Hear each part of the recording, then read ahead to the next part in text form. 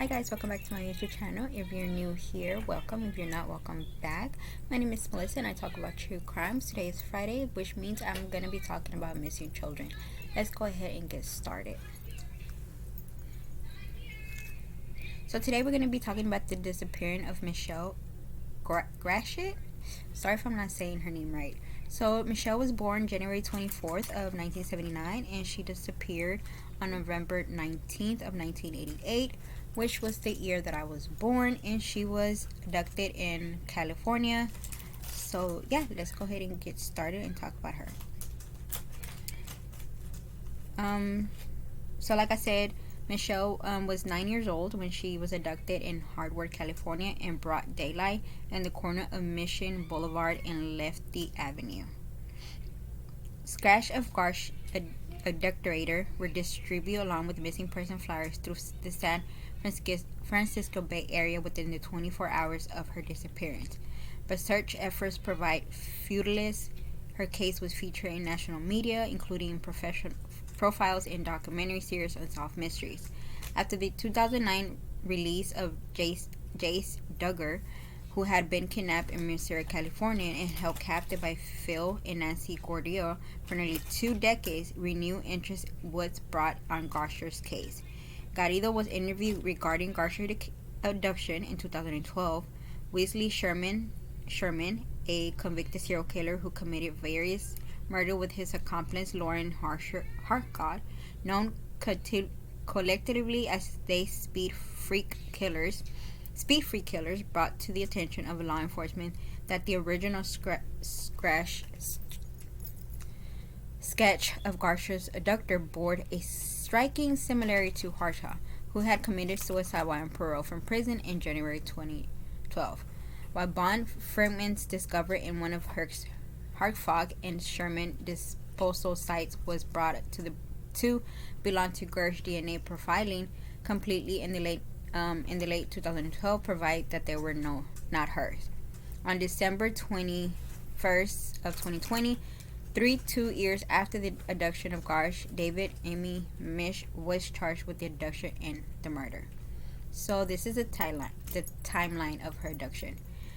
Michelle was abducted at approximately 10:15 a.m. on Saturday, November 19th of 1988. She and her friend Catherine Rodriguez left home at 10 a.m. and rode their scooters to the Rainbow Market 2 blocks away to purchase food and sodas. The girls left their scooters by the front door, not the side door, as they went inside the store. Upon leaving the store, the two girls started walking home, forgetting about the scooters when they realized that they had forgotten them. They turned back to where they left them. However, they saw that one scooter was missing.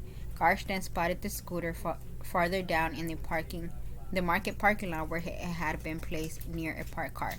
When Garecht bent down to pick the scooter up by the handlebars, an undefined white male came out of the parked car, picked her up with his right arm around her wrist, and put her into his car as she screamed.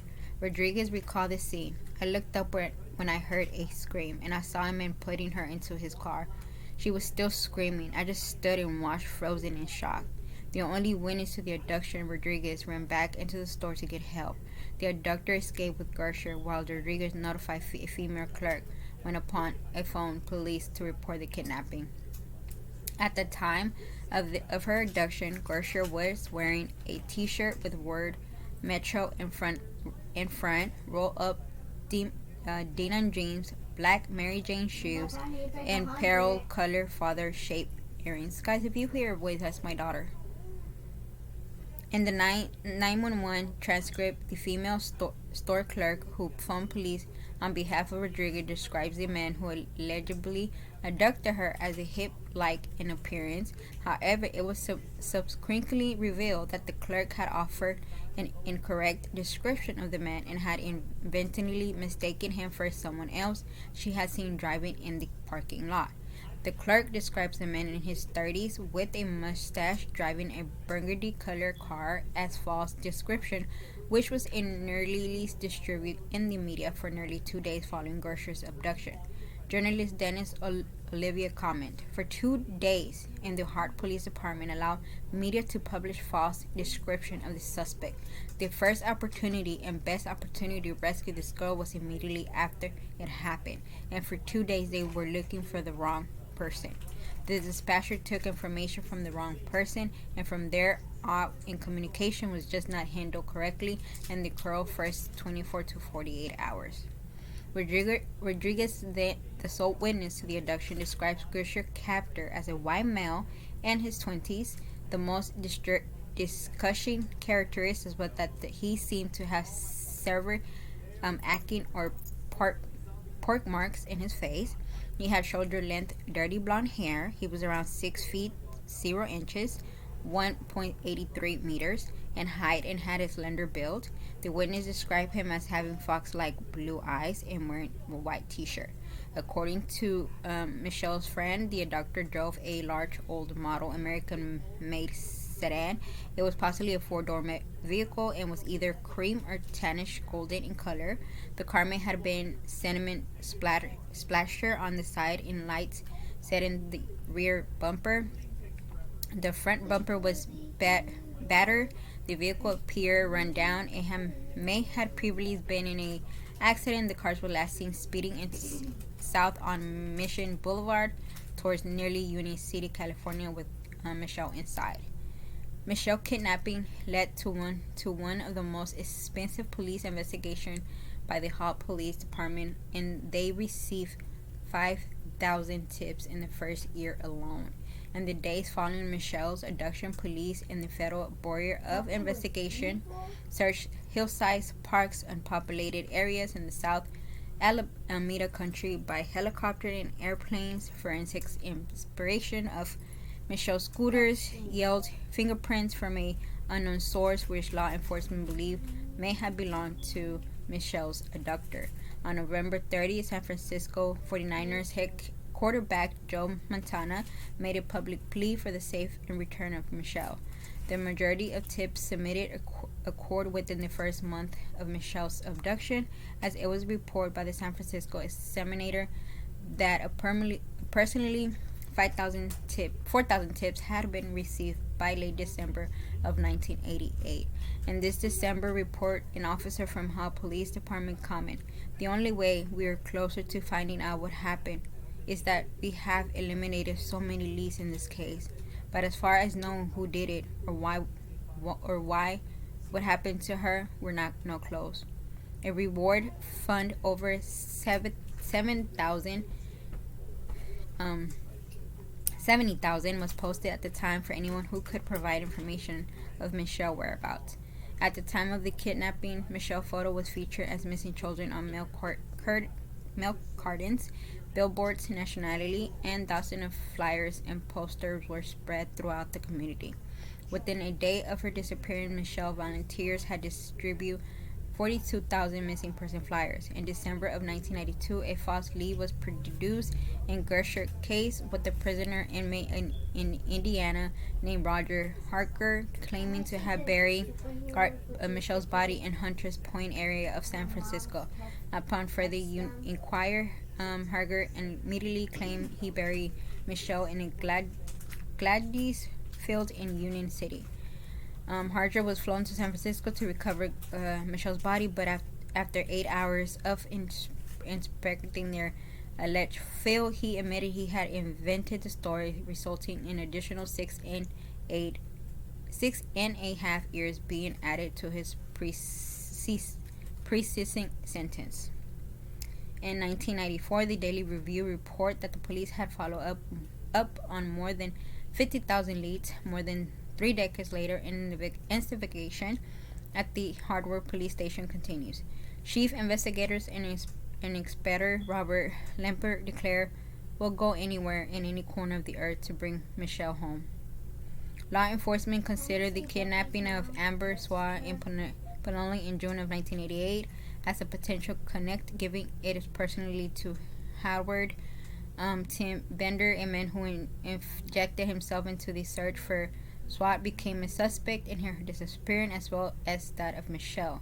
He was also considered a suspect in the disappearance of Ellen Miss Elfo of a 13-year-old who vanished from Dublin, California in 1989, and Amanda Campbell, who went missing Fairfield in 1991. However, Briner had repeatedly denied involvement in any of the disappearances. In 1997, a book titled A Shocking True Story of a Child Abduction and Murder by forensic psychologist John Fielding was published, in detailing Benner's environment in the investigation surrounding these various disappearances.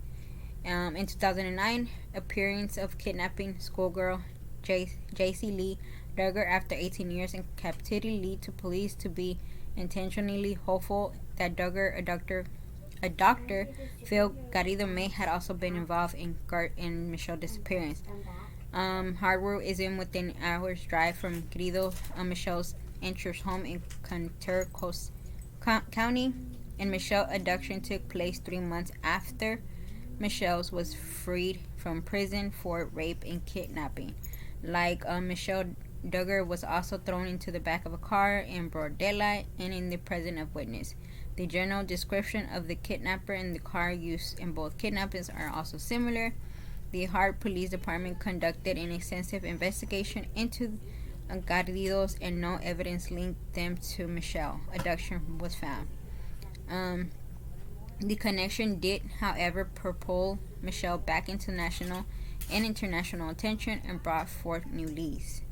In August 2012, Wesley Sherman, one of the so-called speed freak killers, wrote a letter the shocking record after his partner in crime, Lauren Hershey, committed suicide in January 2012, in which he pointed out that Hershey brought a resemblance to the composition of the person who kidnapped that Harvard girl. Sherman and hers, who were apprehended in 1999 as are suspected of having committed up to 19 murders in California, committing in the likeness.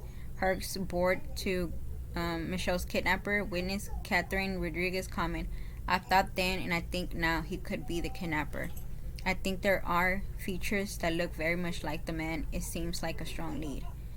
At Sherman time direction, law enforcement began excavating an abandoned well in Laurel Landing, California in February 2012, where Hartgott and Sherman disposed of their victims. Thousands of bone fragments belonging to 5 different individuals were recovered from the wall, some of which were believed to potentially belong to Michelle. However, DNA profiling complete later that year executed Michelle as possibility that bones believed to have been hers were determined to be those of 19-year-old Kimberly Bill, who had disappeared in 1984.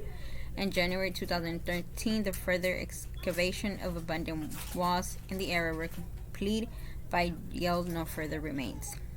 In 2015, legal mention was filled by attorney Mark Guerros on behalf of the detective, who was informed by San Quentin Sheriff Deputy that a pair of Mary Jane shoes discovered in one of the Leaden wells bore similarly to the shoes Michelle was last seen wearing.